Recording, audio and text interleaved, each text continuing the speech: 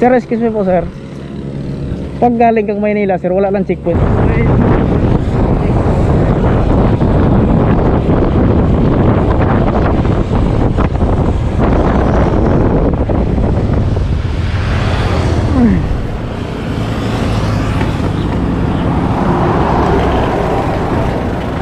Wala, ang napapapot ako nagtagpo. Hindi ba ganun? Hindi ba ganun tilgil-gilid?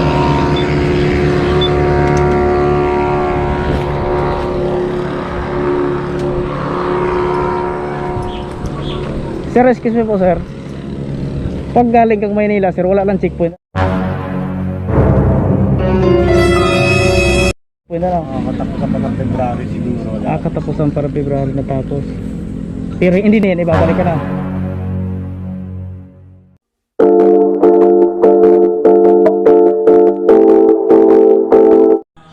What is up guys? Biyahe tayong Infanta ngayon. Katatapos lang ng Semana Santa. Ngayon ay April 19, 2022. So ngayon ay papunta tayo ng Infanta ngayon. Galing tayo ng Bicol at pupuntahan natin ang Dilgaligo ngayon at magtatanong tayo kung ano ang sitwasyon doon. Kasi nung pagdaan ko nung galing ako ng Maynila, galing ako ng Infanta, wala nang checkpoint. Pero siyempre tatanungin natin kung bakit nawala na yung checkpoint at kung kailan ba nila ito tinanggal at kung kailan ba ito ibabalik at kung ibabalik pa talaga itong checkpoint na yan. Pero sana matapos na kasi halos lahat naman ng tao dito sa Pilipinas na rin naman, nakabakuna na, kaya sana matigil na ang mga checkpoint kasi abala sa mga motorista, sa mga biyahero. Okay guys, hintayin nyo na lang ako sa checkpoint at magtatanong tayo kung ano na ang dapat nating gagawin pag nandun na tayo sa checkpoint.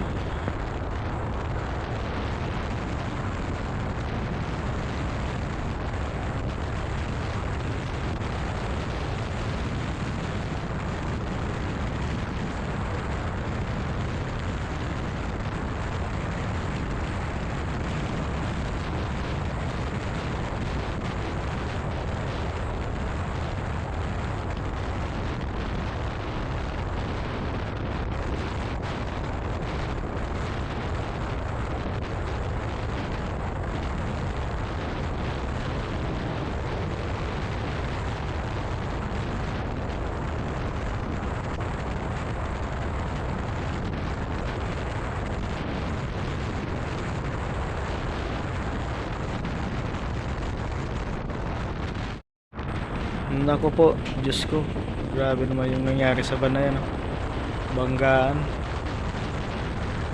Kaya ingat tayo lagi guys sa mga pagmamaniho, lalong lalo na pag long ride. Siyempre alam nyo naman, pagkahirap talaga. Kaya bago tayo magbiyahe, kailangan natin talaga magdasal. At siyempre, binabati ko nga pala yung mga nanonood sa akin dyan. Shout out sa inyo lahat. At yung hindi pa nakasubscribe, i-subscribe na lang para lagi tayong updated sa mga susunod na video. Sige guys, hintayin nyo ako dun sa checkpoint at magtatanong tayo dun kung ano ang sitwasyon.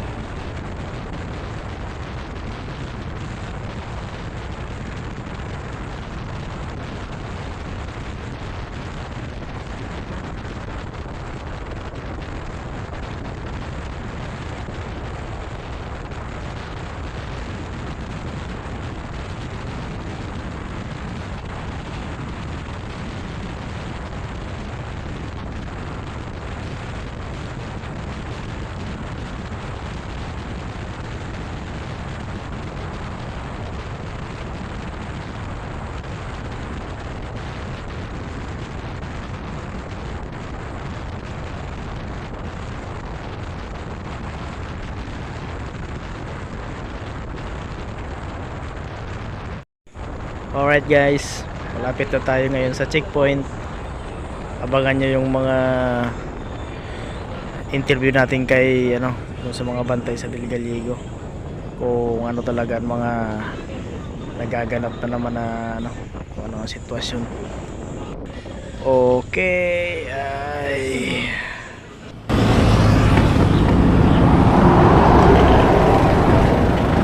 wala, ang nakakapot naman ang pagdo. Hindi ba ganyan? Hindi ba ganyan Del Gallego?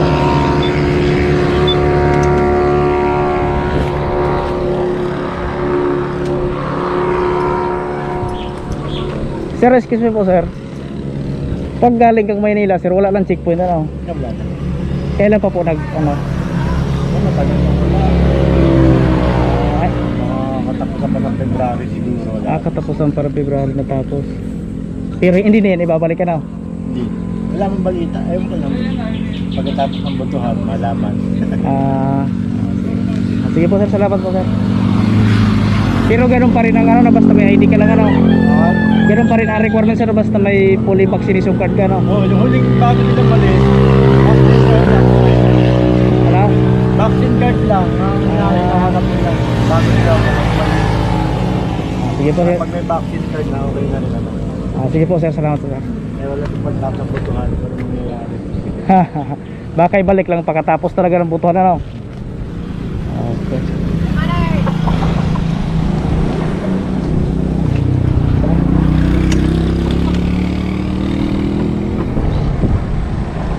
Tara po.